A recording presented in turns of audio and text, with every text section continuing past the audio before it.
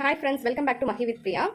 இன்னைக்கு நம்ம ஹேருக்கு ஒரு சின்ன பேக் கூட கிடையாது, அதோட ஜூஸ் எடுத்து நம்ம தடவ போகிறோம்.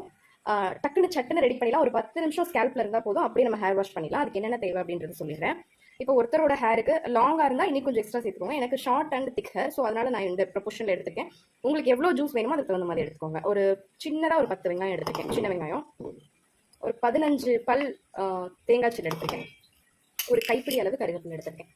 அவ்வளோதாங்க. இதை இப்படியே மிக்சியில் தண்ணியே ஊற்றாமல் நல்லா அரைச்சிட்டு, வேணும்னா ஒரு 2 ஸ்பூன் மட்டும் தண்ணி ஊற்றிக்கோங்க.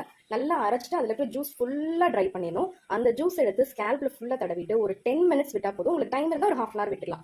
விட்டுட்டு நீங்கள் எப்பயும் போடுற ஷாம்பு போட்டு வாஷ் பண்ணி குளிச்சு பாருங்கள். இது கண்டிஷனர் ப்ளஸ் ஹேர் க்ரோத்துக்கு. அப்புறம் உங்களுக்கு அந்த சொட்டையான இடத்துலலாம் சின்ன சின்ன முடி வளரும் இந்த வெங்காயம் போட்டுக்கிறதுனால.